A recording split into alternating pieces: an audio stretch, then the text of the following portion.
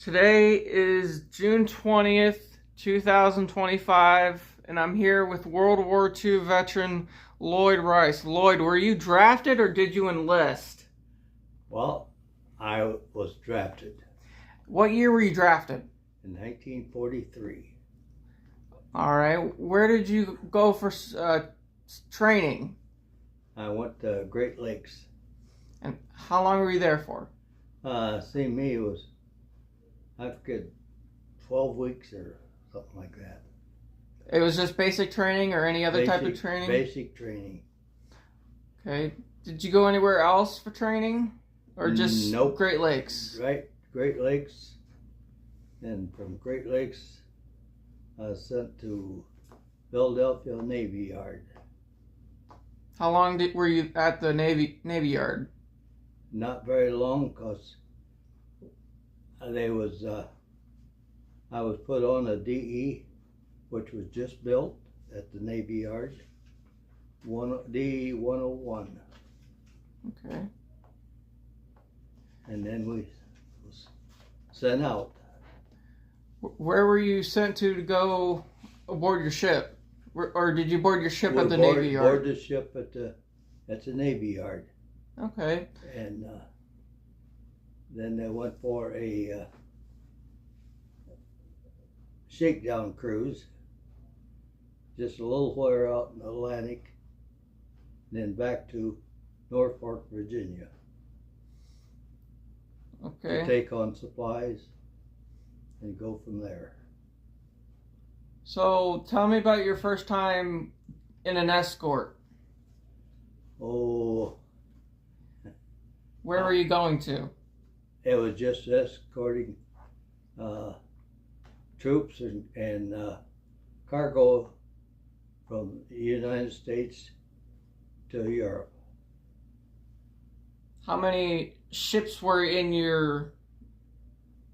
a part of your escort? I have no idea, because I was in the engine room, and some different escorts, sometimes there's aircraft carriers with us, and as we went back and forth. Tell me about your job in the engine room. What did you do? Just check the engines. We had to check the oil, everything that there is. Every hour had to take a reading on the speed and whatever's going on. Was it easy for you back then? It was easy, it's just noisy. Then all those times things would happen to the engine and we'd have to repair it. How many times did you have to repair it? Oh, I don't know. The main repair was a bolt on the as a 12-cylinder diesel engine, and each piston had its own head, and they were bolted down, and those bolts would break. Mm-hmm. And we'd have to shut it down and take the head off and remove the bolt, put a new bolt in, and then check other different things and put it back in commission. Did they ever tell you to come up to the top or to see the other ships, or no? Or you just stayed down there most of the time? Well, other than come up on top, go to our bunk, which we had we was on for 4 hours and off 8 hours. On 4 hours and off 8 hours. They would change that about every 3 weeks to from 4 to 8 to 8 to 12, 12 to 4. Okay. Was your ship ever almost torpedoed? That I don't think so, no. I don't know of any torpedoes. Did your ship ever encounter U-boats? They did, I know at least twice that we supposedly was trying to get a U-boat, submarine. Did the ship you were on, did it carry depth charges? Oh yes, and that's what I'd hear. Just the underwater explosion? And feel a vibration from them, yes. Did that rock you around the whole room? Oh yeah. You could tell when they went off, especially when they weren't set for a big depth. Okay.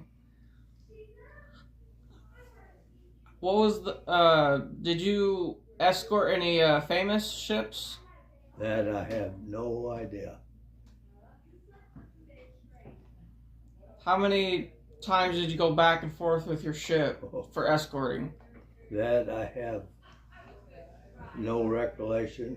I know one thing, at D-Day, we weren't near the Europe in attack. And sometimes, rather than escorting, we were just circling the Atlantic, looking for subs that come from South America to Europe. Because Germany had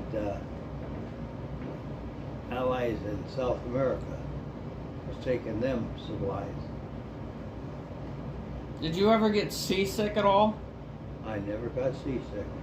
You had a strong stomach, I see. I know one time it was so rough that the water would completely submerge the ship. I mean, a wave would be so big, it'd go over the entire ship. And it never capsized? Never capsized, no. Wow. Wow. But I was lucky enough not to get seasick. I do know that I could have been on another ship and got seasick, because I've heard of guys that was on the smaller ones and it didn't bother them.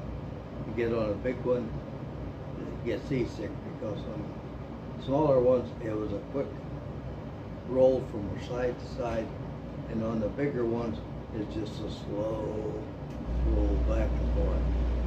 Huh. Interesting. What was the radar room near the engine room, or was that above? The radar was above. The sonar was below. Okay. How hot would it get in that room?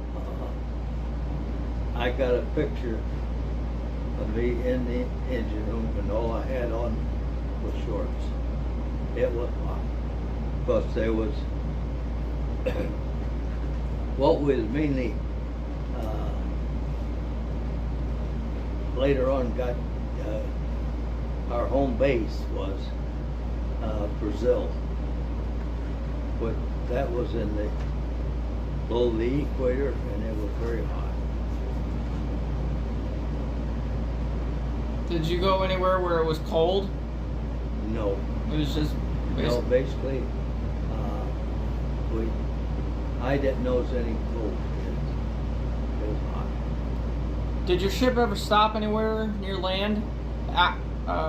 Near like Brazil or? Oh yeah, we went into our home base. We'd have to go in and take on supplies and things, which I went to Bahia and Rio, and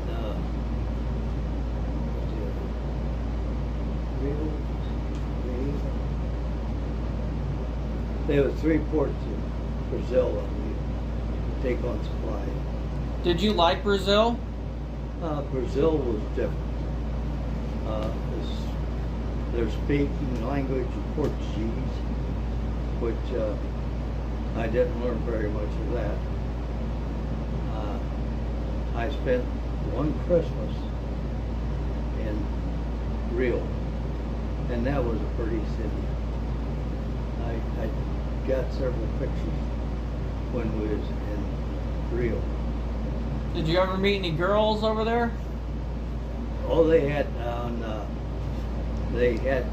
there was girls there, and there at Christmas they had a dance party which we went to, and I know there was one girl there that was dancing. Find out she had one artificial leg and she could still dance. Interesting. So you did the carrier escorts until the end of the war? Yes, and no. I did that until in the fall, and the United States give the DE to the Brazilian Navy, and which we had a crew of Brazilian sailors on for a month, training them how to do whatever we had to do. Everyone, the different departments. Were they easy to train? Well, yes and no. They couldn't speak English, we couldn't speak Portuguese. So there again, there was a lot of sign language, and but they got it trained. And then we got off the ship. They took a passenger ship, brought us back to the United States.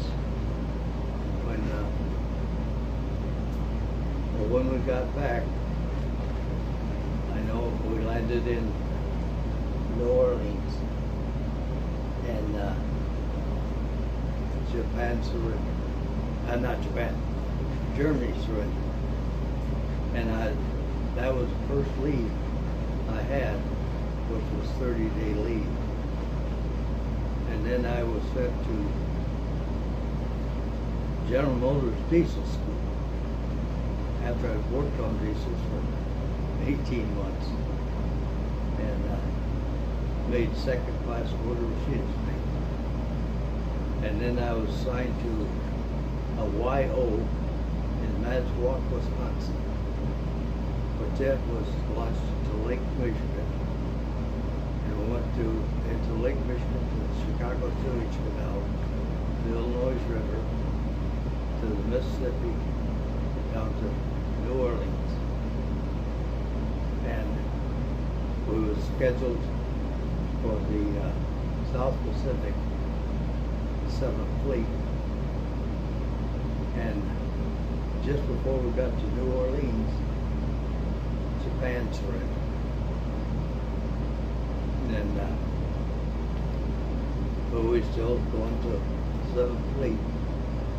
And we went down through the Gulf to Panama Canal and back up to San Diego to take on supplies. And in San Diego, they said they're having a Navy Day celebration in Seattle, Washington, which what that YO was a big tanker, and what we would do was refuel big ships that couldn't get into land and refuel them at sea.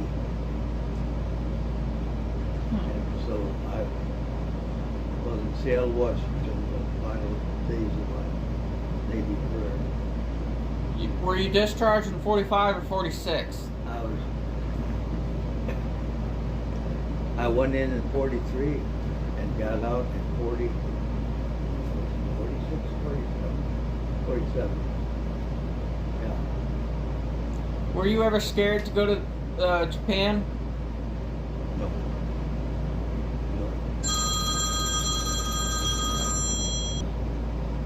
The YO was a tanker, which we had one anti-aircraft gun on it. That's the extent of the ammunition. And there was a crew of 20 on it. And it rated a chief motor machine made for the engine is a Warren Boatson made was a captain. Mm-hmm. So it was a very small crew. And I went on as a second class motor machinist mate, and I was head of the engine. And they made me first class motor machinist mate, acting chief.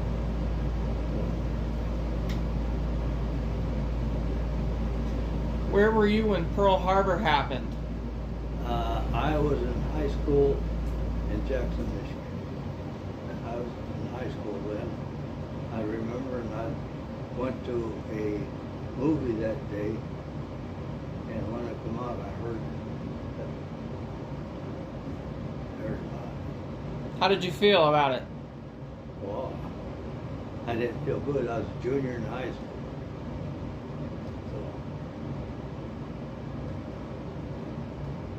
And I know I was one of the lucky ones because when I graduated in the same week, well, before my graduation, I got my draft post to report for the next week. And when I got my physical, I was lucky then. After my physical, they said, you got your choice. Go to the Army or Navy. And I chose the Navy. Were you scared to just go in the Army? Or No, it just didn't interest you? I just thought, well, in the Navy, as a rule, you got a bed with you, and the food's with you. You don't have to carry a backpack. And I thought that, at least, if it wasn't, that was it. And which is true. I mean, I had my food with me, and my bunk with me. Were you ever in your bunk and knocked out of your bunk when the ship was... No, but I never, because I strapped myself in the bunk a lot of times, because you'd be rolled right out if you hadn't. Did other guys not do that? No, they didn't do it. If they rolled out once, they never, the next time they strapped themselves in. Yeah, this time guys with strap would fall out. Were you in New Orleans when the atomic bomb was dropped? Or where were you at? I was home on leave. And then I went to was put on the YO. How did you feel about them dropping them bombs? I don't know. I thought, well, I mean, then to me, that bomb was just another bomb. I mean, I didn't realize how intense it was. Right. But since I found out that we dropped 2 bombs and Japan surrendered because they thought we'd drop more, but I guess we didn't have the 3rd bomb yet. That 2 bombs is all we'd made. I have heard there was supposed to be a 3rd bomb and the British were supposed to drop it. Okay. But that since the Japanese surrendered, they canceled it.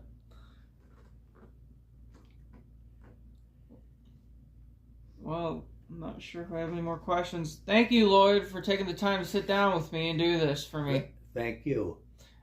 Alrighty.